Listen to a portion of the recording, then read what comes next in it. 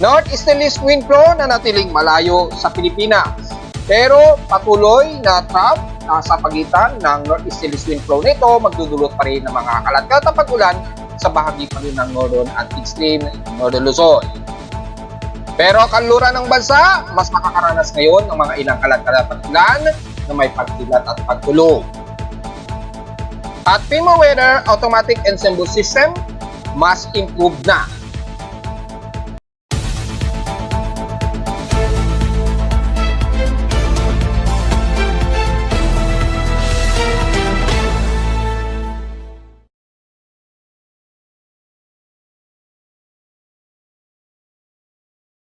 Hello, good morning mga folks. Welcome bumalik sa ating daily weather bulletin at analysis para sa araw ng Martes, October 15, 2024. Ang oras nating boss may maga ay alas 11:09 na ng umaga.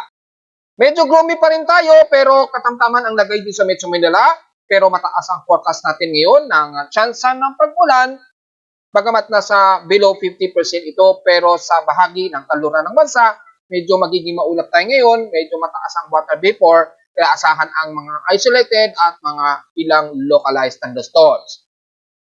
Patuloy pa rin tayo na magkakaroon pa rin ng mga pag-ulan, lalo na sa extreme Luzon, dahil sa umiiral pa rin na easterlies, kasabay din ng salpukan sa itaas ng northeasterly wind flow. So medyo naglalaro po ang ating weather systems ngayon na madalas mataas ang ating humid o yung water moisture sa kahanginan na umaabot ng mahigit 80%. So asahan po biglang makakaranas tayo ng mga biglaang buhos ng ulan sa iba't ibang panig ng bansa. Pero sa nalalabi, kahit na maaraw, may mga tsansa pa rin napapasok ang forecast sa inyo ng biglaang saglitang buhos ng ulan na medyo titila. So medyo mailap at magulo ang ating magiging forecast ng mga pag-ulan. So very isolated po ang magiging mga kalat-kalat na pag-ulan. Sa labas sa Petionet, naka-weather station, kanina ang 1:08 a.m. nakapagtala kami ng lowest of 25.9 degrees Celsius. Kahapon, medyo comfortable kami at 31.9 degrees Celsius ang pinakamataas na air temperature namin sa Caloocan. At naganap ito kahapon ng umaga, 11:25 a.m. Meaning, mababa ang heat index at 42 degrees Celsius lamang na pinakamataas na init pandama namin dito sa Caloocan.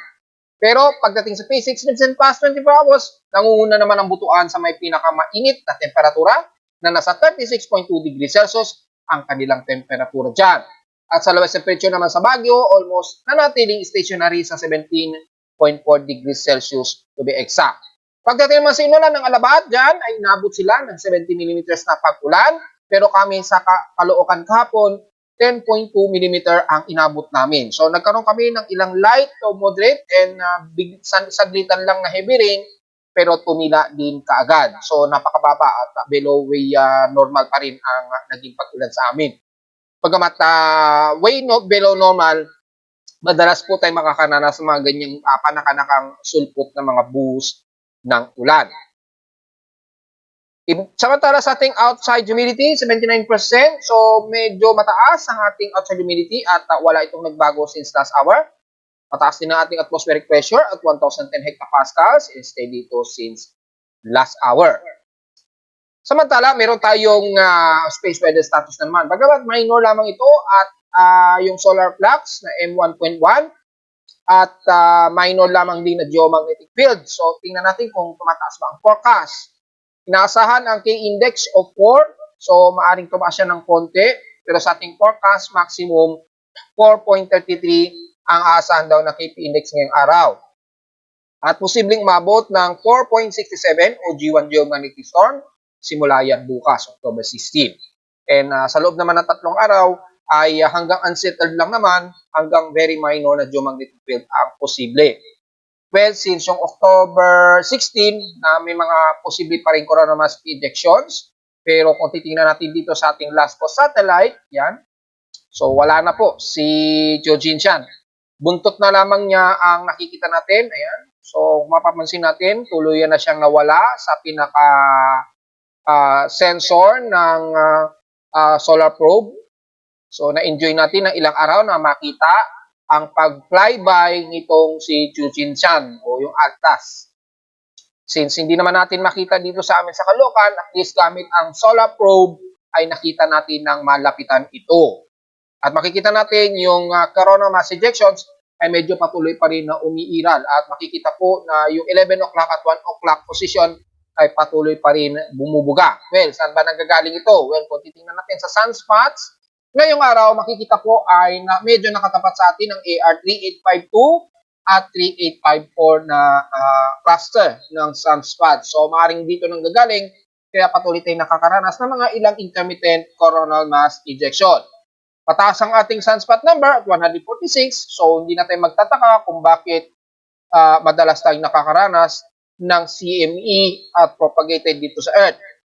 Although mababa ang inaasang solar radiation storm sa loob ng 3 araw, at ang radio blackout naglalaro sa 55% ang tsansa between R1 and R2. Maaaring sa malakas na solar storm yan, malamang between October 15 to 17, 2024. Dahil nga po, medyo nakatutok sa atin yung cluster nito na AR3854 at 3852. So, malinaw yan mga folks.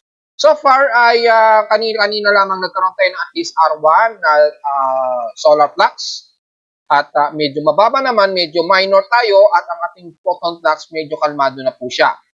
Hindi nakaraang within 7 days, makikita natin ay nagkaroon tayo ng mataas na solar flare at photon flux propagation simula noong October 8 pa. And then 9, nagpropagate uli siya hanggang October 10 and 11. Kumalma na lamang ito noong October 12. Ayan, kitang-kita. And then, tuloy na itong tumahimik since October 13. So, yun po ang propagation. Base na rin dito sa ating chart plot. So, nakaranas tayo ng severe hanggang nagkaroon tayo ng severe nung nakarang araw, noong October 10, yan, 11. Nagkaroon tayo ng severe, strong to severe na geomagnetic field. Grabe, ang naging epekto. Nagloko tuloy yung mga weather satellites. At nagloko pati ang mga radars kasi malakas kasi sumira yan ng mga power circuits lalo na. So, since ngayon, mababa lang naman pero may mga ilan tayong ionospheric PEC range dito sa parte na to ng South America. Sa Asia naman, so far, ay minor lang naman ang ipinapakita dito. So, medyo mga minor ang inaasahang total electron content at noises. So, hindi masyado makakakita ng auroral activity so far. Pero tingnan natin within 3 days. Wala rin tayo na inasahan na D-region absorption. So, between 40 meters to 80 meters lamang, ang inaasahang mayroon tayong radio noise, mga folks. Sa high tide and low tide status, so far ay pababa pa lamang ang level, pero nasa mataas pa ang level nito kahit papano. At may 4 na oras pa, at least, to minimum low. So, medyo mataas pa siya ngayon. Pwede pa tayong pumalaot dyan. Bago siguro mag 3 o'clock, medyo layo-layo na po kayo.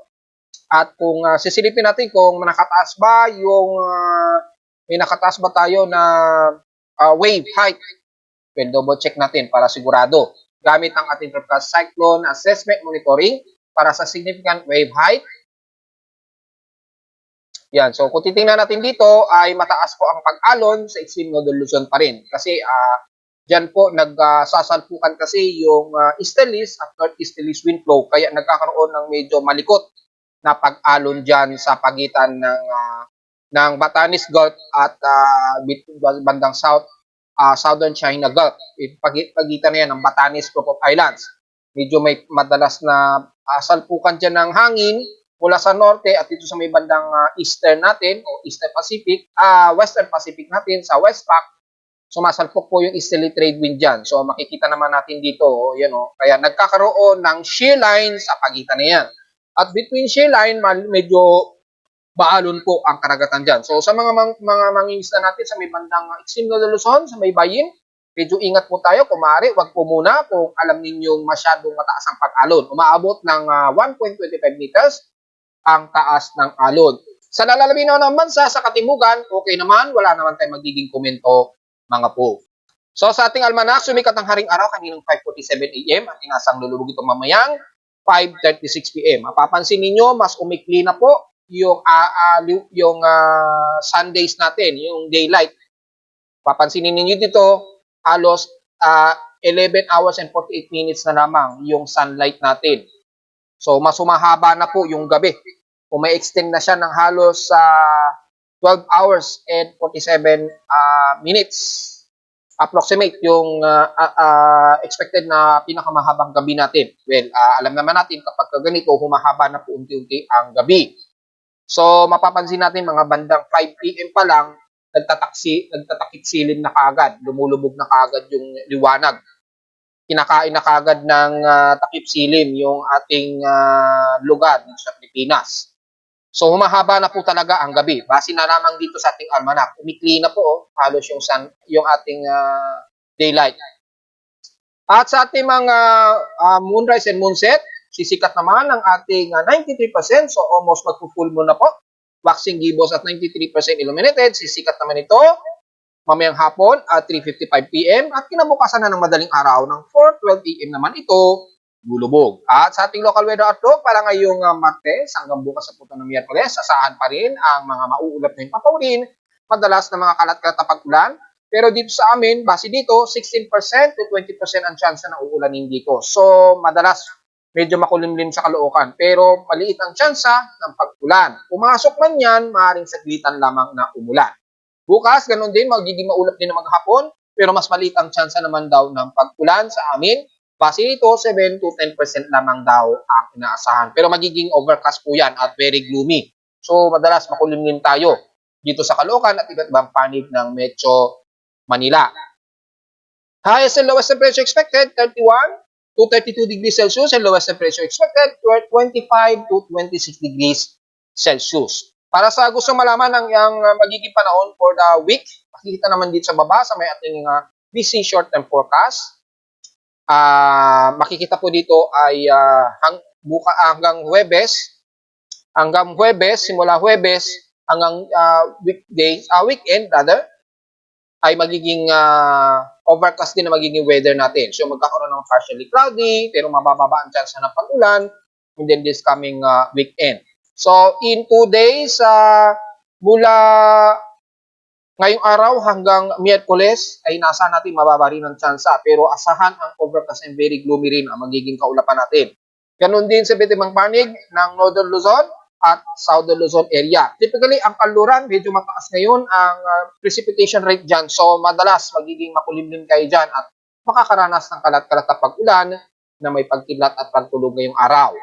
So, diretso agad tayo sa ating ginagamit na satellite imagery. Makikita natin mula dito sa heavy rain potential ay mataas ang heavy rain ngayon sa may bandang Baler Aurora. So, i-zoom natin po yan. Ano ba ang areas na yan?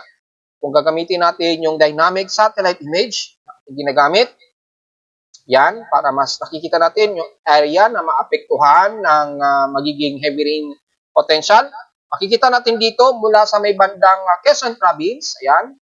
Kitang-kita po dito sa may bandang Polillo Island, pagitan ng Aurora region sa may Dingalan hanggang Infanta Quezon. At mula dito sa may bandang Mauban hanggang Alabat Island, papasok ng Camarines Norte, mga ilang moderate and bigla ang heavy rain showers po. Makikita po yung heavy rain potential zones, bigla itong susulpot. Kaya sumusulpot din bigla ang buhos ng ulan, so ingat po sa mga kababayan natin. Diga sa may extreme Northern Luzon, most of cloudiness tayo ngayon, pero asahan ng mga ilang light to moderate showers, lalo na sa silangang baybayin pa rin ng Northern Luzon. So, ibig sabihin yan, mula Santa Ana, Cagayan, Cagayan Valley of Coast, Isabela of Coast, sa Palanan, hanggang Kasiguran na yan. Pababa na yan ng Baler, Aurora, and the rest ng bandang Camarines Norte.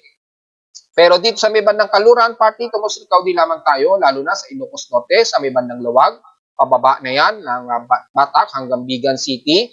Magiging partly, tumusikaw din kayo dyan.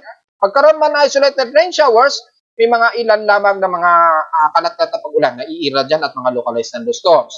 At mula naman sa biyahagi ng San Fernando La Union, kasama ang Benguet hanggang bandang Dagupan, Ordaneta hanggang Alaminos, magiging katamtaman tayo ngayon dyan. Pero sa hapon, asahan pa rin ang mga isolated cases of localized thunderstorms anytime.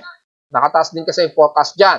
At mula naman dito sa may bandang Cordillera Administrative Region, pababa niyan ng bandang San Jose at sakop ng bandang Central Luzon sa Science City ng Muñoz ay asahan ang medyo katamtaman, pati tumusikaw din. So, nakataas din ang forecast ng mga isolated rain showers na may localized thunderstorms. At wala naman sa pinaka-central Luzon, pababa na ng Bulacan area, Pampanga, yan, hanggang San Miguel, at papasok na dito sa may bandang Baliwag at San Jose del Monte, Bulacan.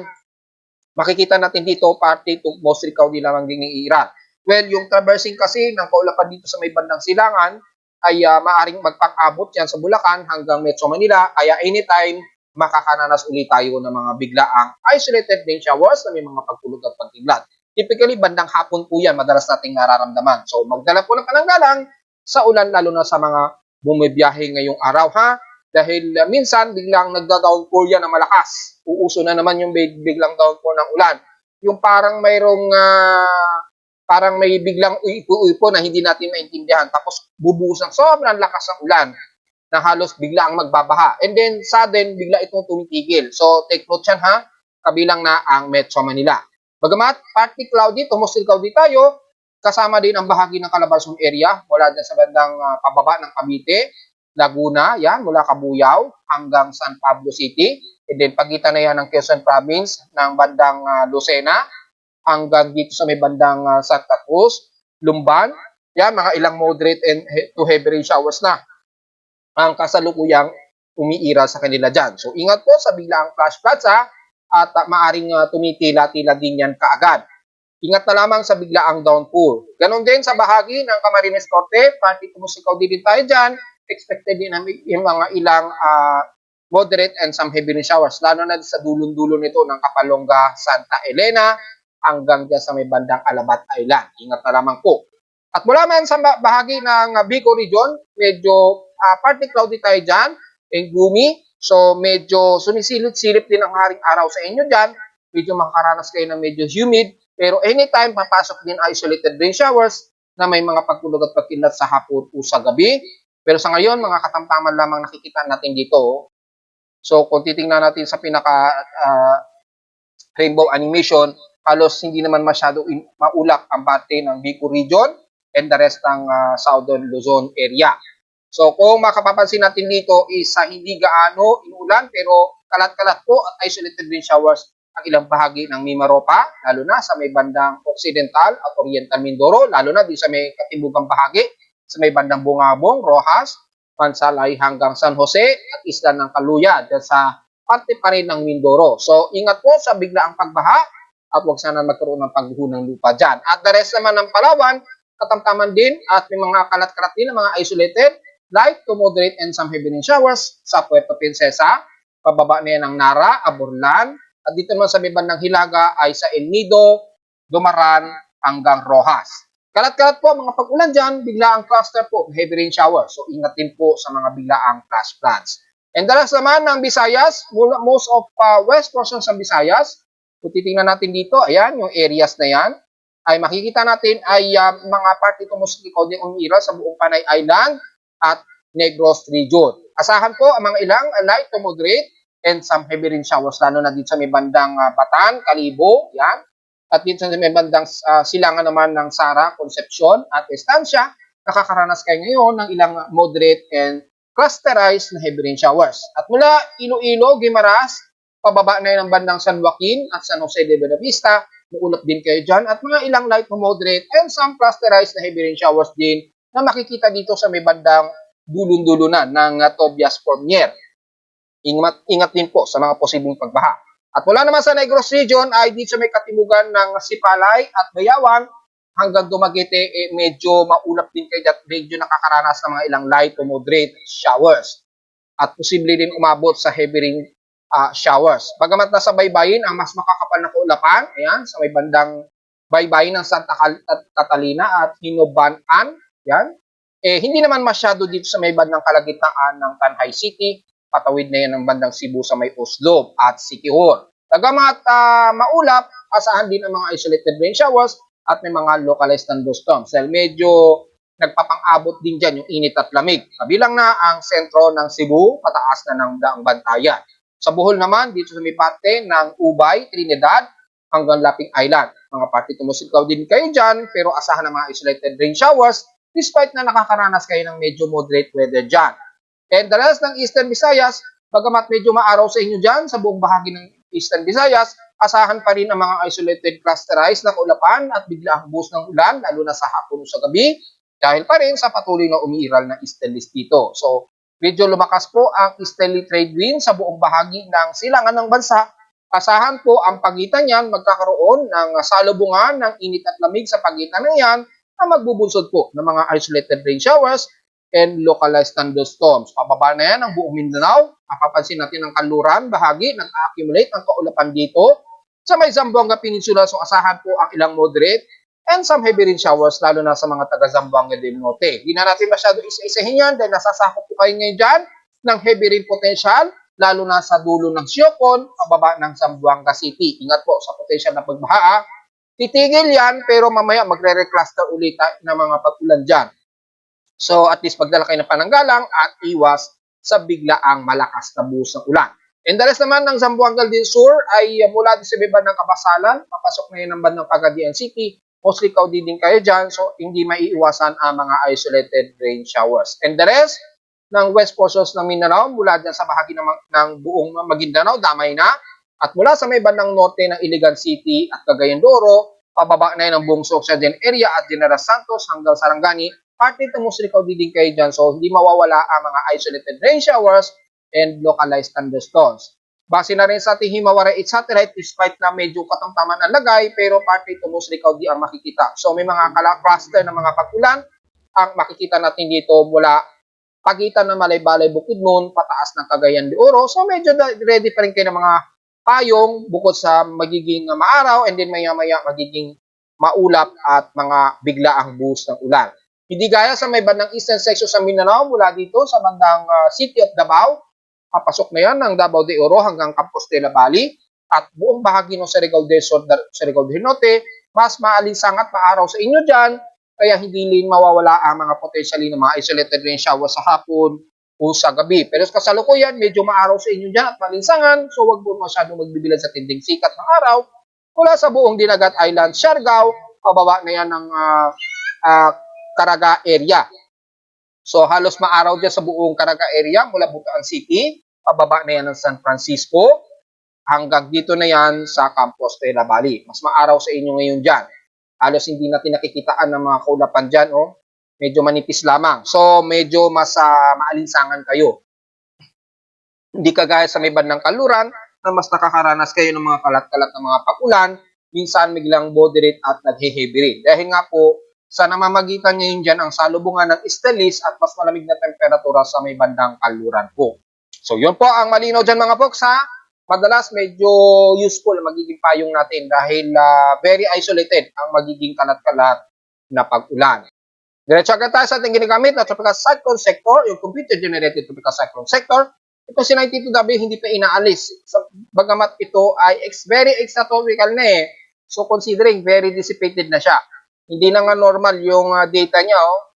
Kasi nga po, napaka-extratropical na at nasa pinakamalamig na zone na siya. Dito sa may bandang timog silangan ng Japan. Ayan, oh. Naka-tropical depression pero sobrang taas ng wind speed. So, hindi na accurate ang data, meaning ko totally considering dissipated na po yan. Wala na, halos. At yung kanyang low level, napakalamig na at umalo na lamang siya dito. Pinipilit lang talaga niya magkaroon ng sirkulasyon pero wala na, discariated na siya dahil puro malamig na hangin ang nasasalubong niya. So, extratropical o subtropical storm na lamang siya na may halong malamig na hangin dyan. Sobrang high pressure area na sinasalubong niya. So, considering dissipated na po yan, hindi na natin masyadong concern yan. So, wala tayong nakikitaan na anumang low pressure systems mula dito sa ating ginagamit na tropical cyclone monitoring system sa loob at labas ng ating Philippine Area of Responsibility. So, wala tayong magiging komento. Bandang Atlantic naman at ilang parte ng mundo, medyo may mga low pressure system sila na umiinog dyan. Medyo mas aggressive ngayon itong tropical depression na ito, na ito kasi ay galing sa Africa, kumikilos pa hilagang kanluran yan. So, lumalapit yan sa ilang parte ng Amerika. So, kung sisilipin natin dito sa satellite imagery, ito po yun, yung tropical depression na ito. Medyo pa west-northwest ang kilos niya. So, medyo tinututukan dito ng mga meteorologists. So, hindi naman natin masyado concern yan sa Pilipinas, pero sa ibang parte ng mundo, medyo concern ngayon sa kanila yung binabantay nilang low pressure systems. Pero naman dito sa may bandang Indian Ocean, ayan, merong isa, yung isang Invest 96 96i, yan. So medyo mataas na rin ito. Halos dito sa atin, considering tropical depression na yan. Well, tropical depression na actually, oh. Tapos may low pressure area din dito sa may bandang southwest ng Jakarta or ng Kuala Lumpur. Pero malayo naman siya at dito sa may bandang Middle East, malapit. Bandang southeast ng Oman. So, medyo may mga nabubuong low pressure systems dyan. Malayo sa atin sa bansa. Anyway, may nadagdagan tayo ng very improved na ating automatic ensemble forecast system. Yan.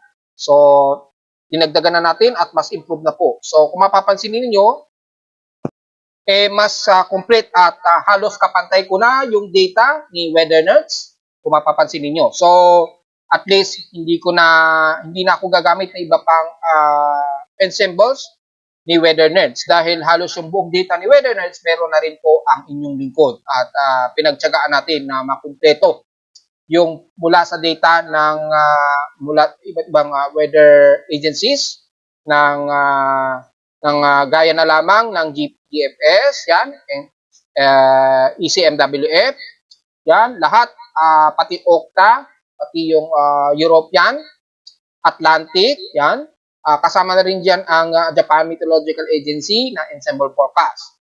So, pinagsama na natin at least na-discover natin yung data sources at ikinumpal na natin, pinagsama na natin dun sa recent natin na ginagamit na automated ensemble forecast system. So, makikita ninyo, mas marami na siya, at least mas tumataas ang highest probability of accuracy. Diba? Kasi nung nakaraan, medyo kukunti lamang yung ating ensemble forecast system. Pero most of mean kasi yun eh, yung aking data. Ngayon, meron na mga ilang most of mean na at least na-gather natin at kinumpile na natin dito. At mas detalye na natin nakikita rito. So, yung nakikita nyo sa Weather Nerds, parehong-pareho na po dito sa aking data. Which is, hindi na tayo mag-iintay pa ng universal time coordinates. Ito ay actual na at real-time na nagagather ng aking tropical cyclone monitoring system. Tinawag ko siyang forecast ensembles na lamang. Kasi dun sa isa, tinawag nating automated tropical cyclone sector, tropical ensemble forecast system, rather, pareho lang ito. Kaya lang ito is wala siyang selection ng ensemble forecast track ng ECMWF at GFS. Ito ay directly general ensemble ito na kinuha natin. So, may mga naghahanap kasi ng mga foreigner, hindi nila makita kapag nag-review sila sa ating tropical cyclone sector. So, naglagay na po tayo rito para at least madali na rin nilang makita. At makita dito, mas advanced na po dahil bukod sa kasama ng ibang, sinama ko na rin ang ilang tropical cyclone monitoring sa iba't ibang panig ng mundo. Kasama na rin natin kasi hindi natin ma-separate yung data dahil iisa sila ng DSON files at combination pa ng text files. So, nagko-conflict sa script. Tapos, meron na tayong chances of development at nagpapalit automatic ang kulay niyan. So, since yellow, meaning low po ang indication niyan. Ayan o. Yung chances of development na maging isang ganap na bagyo, mababa lang. And then, by the next 48 hours, mas mababa siya, 10% ang chance. Pero within 7 days forecast, mataas ang probability niya at 60%. Yan yung lumalabas na anomaly yung ginagamit natin sa tropical cyclone assessment. Yung probability niya, 60%. At least kompleto tayo ng data kapag mayroong nagkakaroon ng medyo aggressive na halimbawa, naging active low na siya. Then, yung chances na maging tropical cyclone, dito natin nalalaman. Since mababa, so yellow ang color niya, yung kanyang legend. Typically, yellow, orange, saka red lang naman ang madalas ginagamit. So, alam na ng mga tumitingin yan, ang representation yan. So, sa ngayon, mababa pa. Ito yung tinututukan ng Amerika kasi may posible pa itong dumaan dito sa may bandang Puerto Rico at Dominican Republic kung sakaling maging isang ganap na bagyo daw yan. Dito naman sa atin sa Pilipinas, itong si 92W, si 92W, yan, dito naka-tropical depression pa. Pero wala na po yan. considering dissipate na po talaga yan. So at least kahit na dissolve na siya sa ating tropical cyclone sector, at least yung mga ensemble niya napaka-aggressive pa rin na nagpapakita ng forecast. So pag may mga susunod na mga binabantayan tayo, mas aggressive na tayong nalalaman sa ating automated tropical cyclone ensemble forecast system natin. So yun lamang po. At mula naman sa ating tropical cyclone assessment monitoring, yan yung global forecast assessment, o may mga possible ba na may mabubuo sa labas ng ating bansa. Well, bukod dito sa potentially na low pressure area, pero tinanggal na rin ang ating tropical cyclone sector, supposed to be si 91W. Kasi maliit ang tsansa na maging isang agresibong low pressure area yan. So, maging sa ating global spectral model, may mga ilang tropical wave na nakikitaan dito. Yan, no? Sa may bandang Guam, sa southwest ng Guam at southeast ng Guam. Pero medyo shallow ito, so hindi pa masyado significant yung organized na shallow vorticity dyan. Sa mean sea level pressure, so far ay hindi naman dahil mataas ang high pressure area sa itaas. So maaaring ito ay magpapabago sa galaw ng mga low pressure systems kapag may nabuo dito sa may bandang silangan ng bansa. Sa ngayon, wala pa naman, so very insignificant pa naman. Kung titingnan naman natin dito sa ating ginagamit na mean winds mula sa pinaka-convergence, kung may sakaling may mabuo, mapapansin natin wala, napaka-insignificant, napaka-disorganized na mga cluster na ito ng mga kulapan. So wala tayong inaasahan na may mababantayan tayo ngayon, this week, na anumang tropical wave. Kontrahangin, kung titingnan din natin, meron dito, so above 45 kilometers per hour to 50 kilometers per hour, pero very shallow ito at hindi nakikitaan tayo ng low level convection dyan. So kung pagbabasin natin yung vorticity, yan, medyo may moderate lamang dito. So malamang trough lamang yan na nag-extend dito sa makapal na ito na kaulapan nito, which is itong si 92W. So malamang remnants na lamang yan yung development ng vorticity dito. Pero yung development na magiging tropical cyclone, napakababa o maging active investment lamang. So wala tayong inaasahan na may mababantayan this week na may pamumuong bagong low pressure area. Pero kung magbabasin naman natin ang mga multi-computer models sa itaas natin at makikita natin dito medyo may shallow na panibagong low pressure area according kay GFS na manggagaling po dito sa may bandang Guam. So sa ngayon hindi pa natin nakikitaan yan in real time. So sa ngayon ay hindi pa makatotohanan yung pinapakitang forecast nito unless lumabas po yung matching nito sa ating real-time monitoring gaya na lamang ng convergence or shallow circulation development sa ating satellite imagery. So sa ngayon wala pa po, pero dito sa computer models medyo meron daw shallow low pressure area na mabubuo na dadaan po ng Guam. Pero pa north westward ang kilos nito. So medyo maliit ang tsansa na dumaan man lang sa ating PAR according kay GPS. Kay SMWF naman, wala naman tayong nakikitaan o wala siyang ipinapakita na extended forecast na may buong any tropical wave o low pressure area sa may silangan ng bansa sa labas ng ating PAR. Kay NAVGEM naman, halos kapareho kay GPS ang forecast na mayroon daw na mabubuo dito sa may bandang Eastern Guam. Pero kumikilos din ito pahilagang kanluran, ayan, patungo sa may direksyon ng Southern Japan. So makikita dito, mukhang maliit din ang tsansa na humawi o dumikit man lang din sa border o boundary ng ating Philippine Area of Responsibility. So nagtutugma sila GFS at NAVGEM ang consistency. Kay ICON at GEM, wala ring masyadong pinapakita. So naiiba lamang ang forecast ni ECMWF sa ngayon na wala tayong namamataan na anumang tropical wave. Ito ay between ang forecast ng forecast ni ECMWF between 16 bukas hanggang 18. Yan, hanggang 18, 2024. Kay GFS naman, according dito na may bumubuo between 16 din to October 19, 2024 po. Ayan. So by 16, bukas, may makikitaan na low pressure area sa may silangan ng Guam. And then through October 18 to 19, and then hanggang October 20 ay magiging isang aktibo na low pressure area. Yan, no? habang kumikilos ito pa northwestward. So hanggang October 21 po ang extended forecast kay GFS. Okay, NABGEM naman, made-develop daw siya according dito by October 17.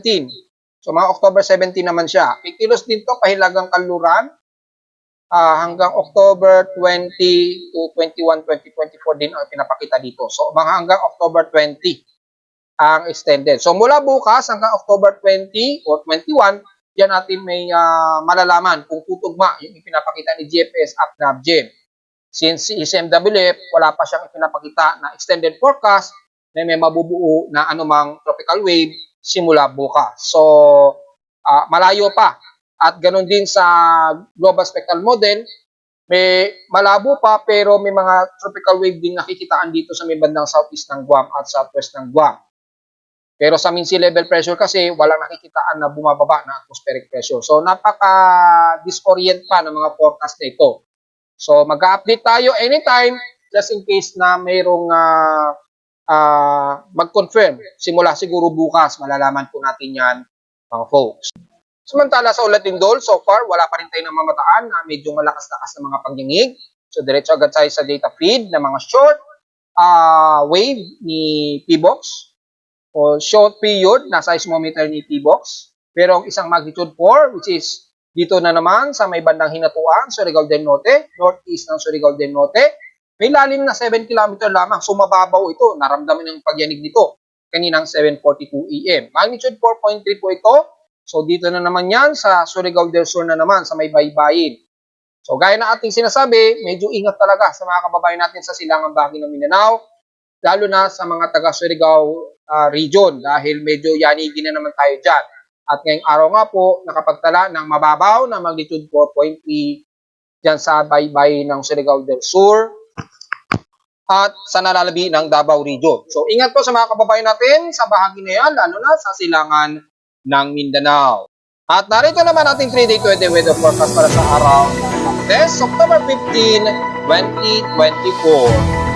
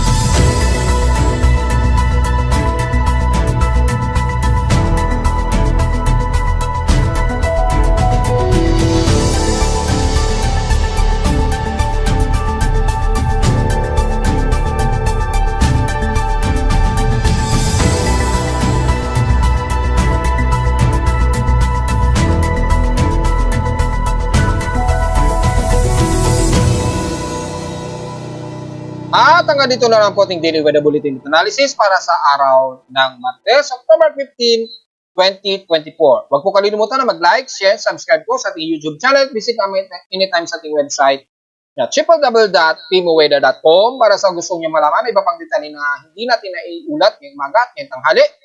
At since typical na naman, makakaranas talaga tayo ng mga kalat-kalat na pag-ulan. Gaya na lamang ngayon, nakasalukuyang kaming may light rain shower sa Caloocan. So magdala po kayo magdala ng payong mga folks. At visit naman sa ating website sa gusto malaman ng iba pang dynamic, lalo na ngayon, inuulan kami at makikita ang pinaka-dynamic data mula sa aking weather station sa Caloocan at sa data feeds mula sa iba't ibang weather agencies. Maraming salamat po mga folks at magandang tanghali po sa ating lahat.